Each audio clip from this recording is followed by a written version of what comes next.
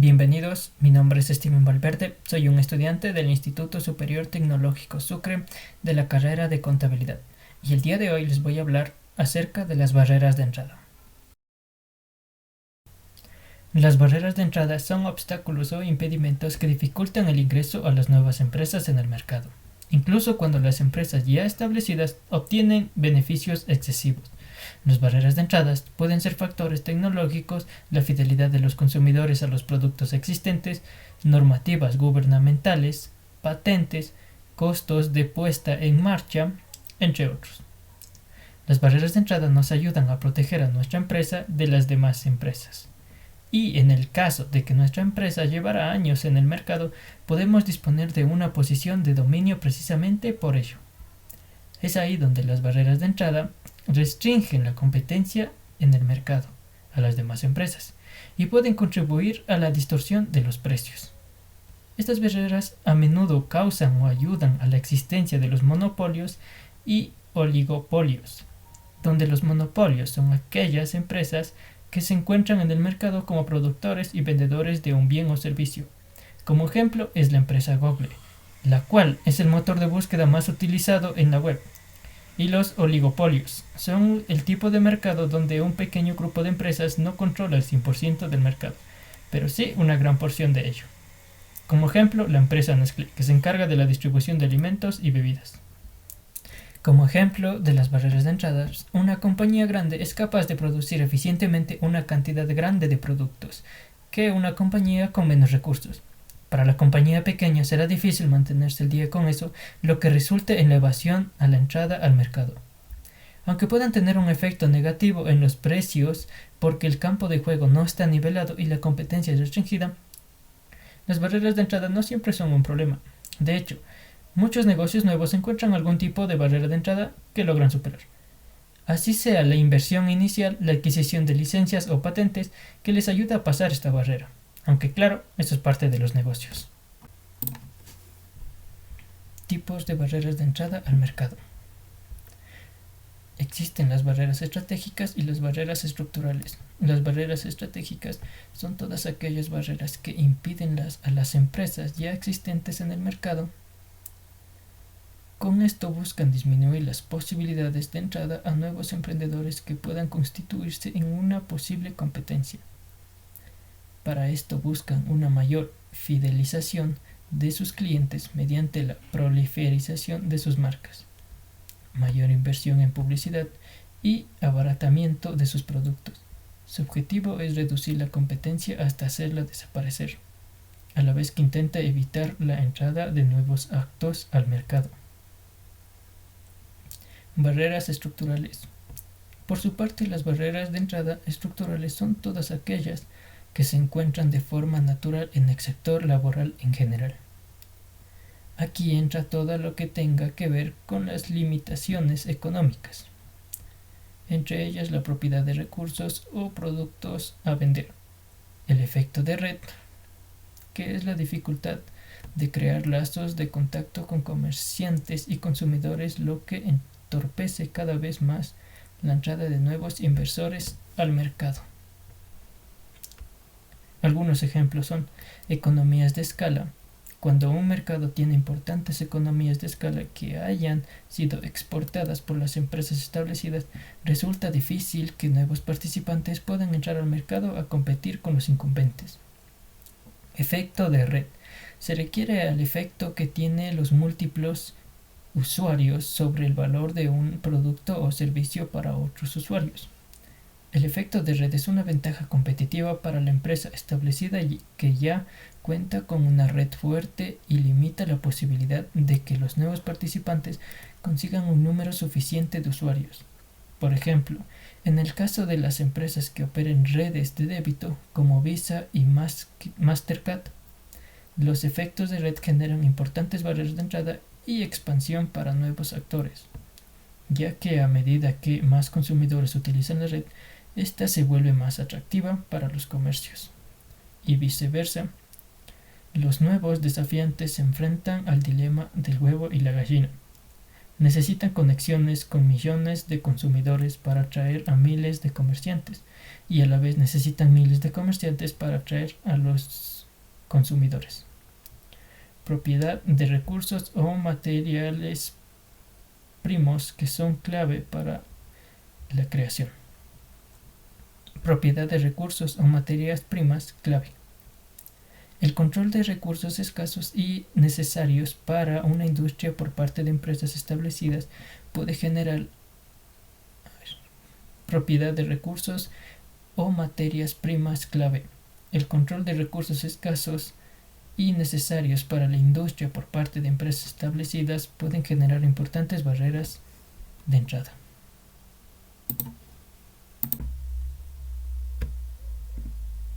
Algunos ejemplos son costes de cambio y planes de fidelización. Son los costos en los que incurre un cliente cuando intenta cambiar de proveedor, que implica los esfuerzos que se supone en la búsqueda de un nuevo proveedor, el aprendizaje de un nuevo sistema, la instalación de nuevos equipos, entre otros.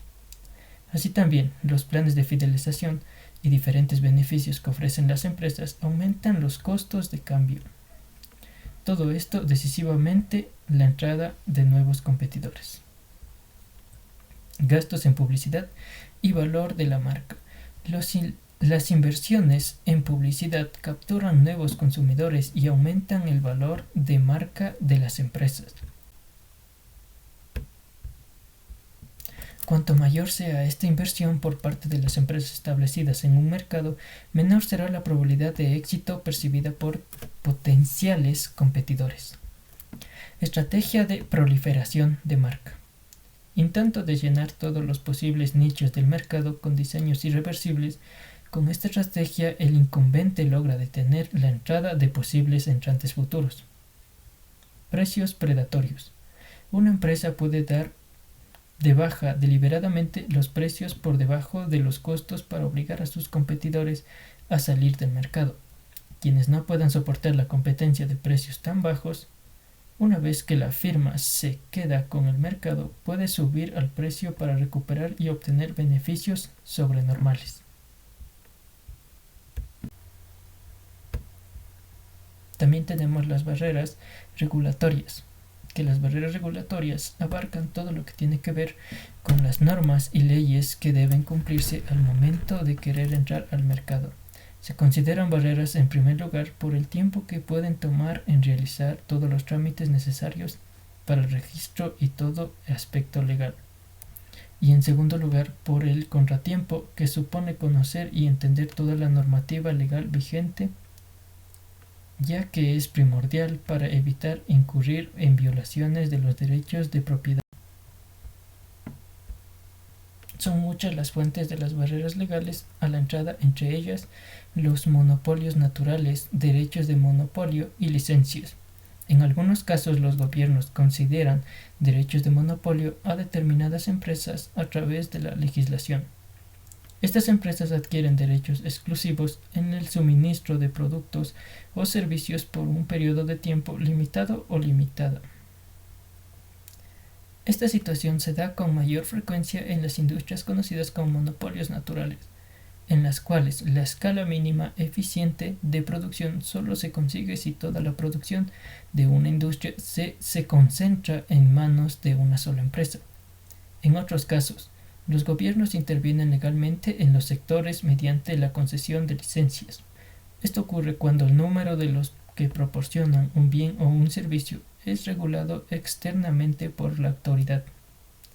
La entrada de nuevos competidores solo se permite con la compra de una licencia existente o mediante un aumento de número de licencias por parte del Estado.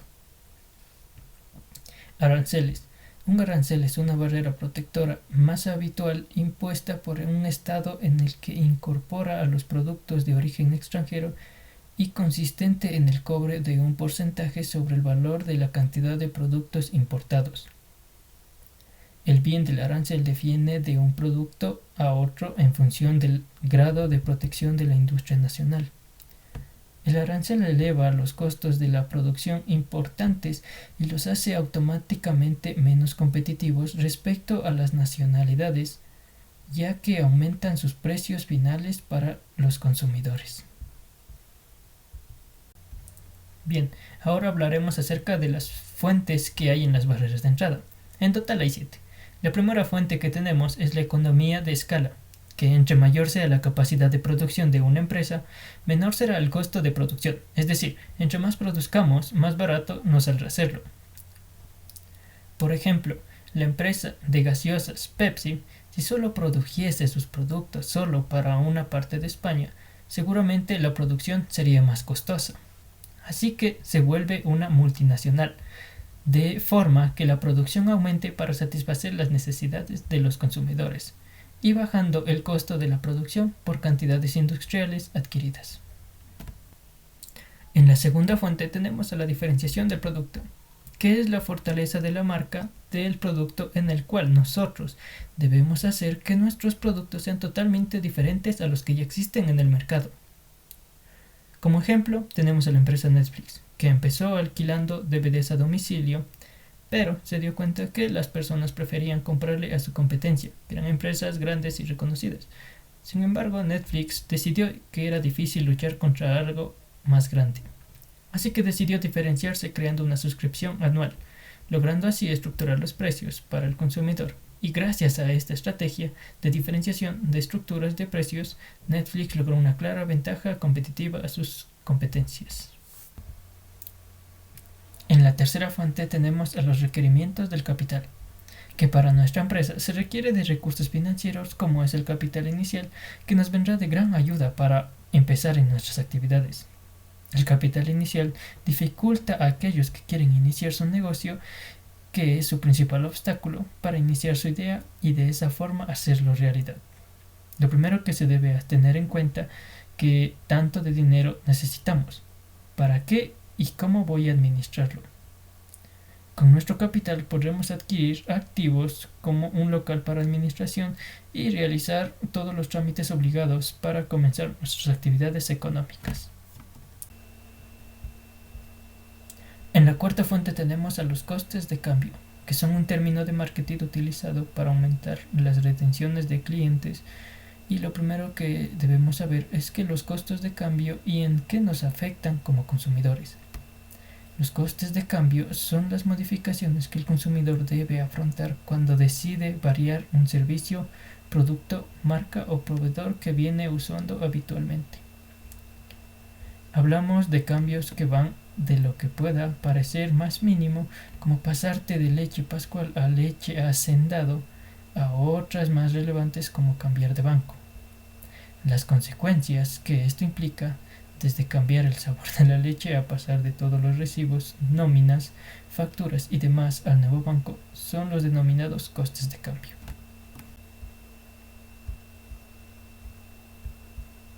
En la quinta fuente tenemos el acceso a canales de distribución, que son el medio a través del cual una empresa fabricante elige hacer llegar sus productos al consumidor final, procurando que sea lo más rentable y eficiente posible. Los conforman empresas prestadoras de servicios que investigan el mercado y promocionan los productos negociando con clientes potenciales sobre sus precios, modalidades de entrega e inventario sobre la cantidad de producto que necesitan. En la sexta fuente tenemos las desventajas de los costes independientes de la escala. Los líderes pueden tener ventajas en costes que un participante potencial no puede replicar. Entre estos factores se encuentran la curva de aprendizaje o experiencia, tecnología de productos patentados, acceso de materia prima, ubicaciones favorables y subsidios gubernamentados, como por ejemplo cuando una compañía tiene ventajas que no pueden ser reproducidas por la competencia, como la propiedad de tecnología. En la séptima fuente tenemos las políticas gubernamentales, que son los controles del gobierno que ha puesto en el mercado, como requerimientos de licencias que pueden limitar o impedir el ingreso a industrias con diversos controles, como por ejemplo requisitos de licencias, límites de acceso a materias primas.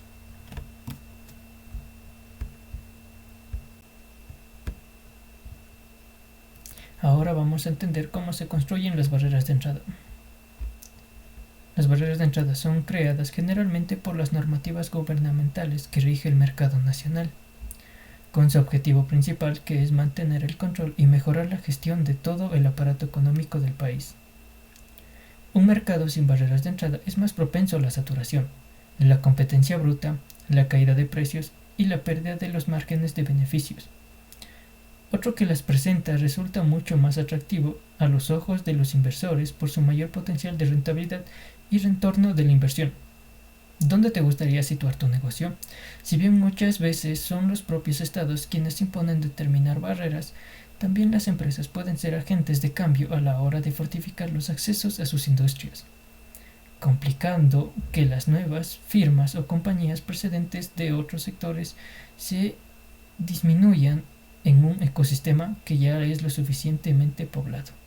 ¿Cómo crear barreras de entrada al mercado cuando en teoría no existen?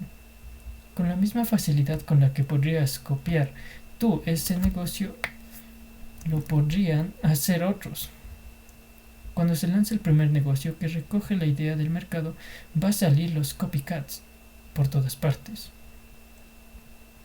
Una barrera de entrada impide o dificulta la entrada a competidores que quieran robarte un trozo del pastel en un mercado determinado. Se puede crear a diferentes niveles. Tecnología.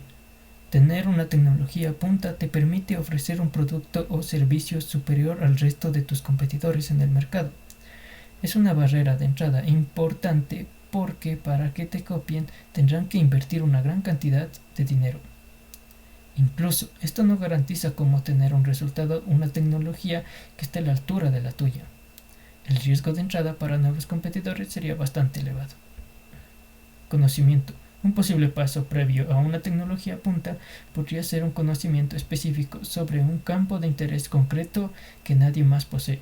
También se pueden tratar de ser especialmente buenos en cómo implementar procesos de producción, de logística, de desarrollo de producto, etc. Este conocimiento se puede lograr únicamente con años de investigación, por lo cual supone unas barreras de entrada importantes para los potenciadores competidores. Patentes. Ambos puntos previos pueden protegerse en algunos casos con patentes. De esta forma se crea un escudo de entrada importante que para la ley se impide hacer algo parecido a lo que estás haciendo tú. Hay que decidir que la violación de patentes es el día a día, sobre todo si un startup tiene que demandar a una multinacional. Al final corre el riesgo de no disponer de los suficientes recursos para seguir existiendo cuando se celebra el último día del juicio. Contratos. En mercados muy concretados, donde existen pocos pero grandes clientes, la existencia de contratos con varios años de duración impiden la entrada a nuevos competidores que no tienen margen de actuación.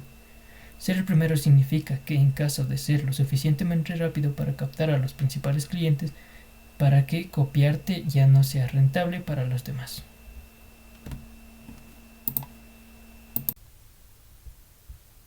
Algunos negocios quieren que haya altas barreras de entrada a sus mercados porque quieren limitar la competencia o mantenerse de primeros. Por lo tanto, tratarán de mantener su ventaja competitiva tanto como puedan, lo que puede hacer la entrada de un nuevo negocio aún más difícil. También podrían hacer algo como gastar una excesiva cantidad de dinero en publicidad, en otras palabras, en diferenciación del producto. Por lo que tiene y puede hacerlo, y cualquiera que entre no será capaz de hacer eso, teniendo así una gran desventaja. Cuando empiezas un negocio, evaluar todas las potencias de las barreras de entrada es un paso crucial a la hora de decidir si entrar o no al mercado elegido. ¿Cómo afectan las barreras de entrada a los casos de competencia? Por ejemplo, en el caso de que una fusión, si los organismos determinan que se vuelven necesarios ciertas medidas de mitigación u oponerse a la transacción, tendrán que demostrar que las barreras de entrada hacen improbable la entrada rápida y significativa de nuevas empresas. Del mismo modo que para un caso de monopolización o abuso de posición dominante es necesario establecer la presencia de barreras de entrada sustanciales, que van más allá de una alta cuota de mercado. Además, la ausencia de barreras de entrada no garantiza la entrada al mercado, ni tampoco el número de firmas es un indicador confiable de la existencia o no de estas barreras. Por esta razón, aunque depende de los criterios de cada jurisdicción, se suele decir que el estudio de las condiciones de entrada a un mercado debe centrarse en determinar si el ingreso de uno o más competidores será probable, oportuna y suficiente como para contrarrestar posibles problemas de competencia.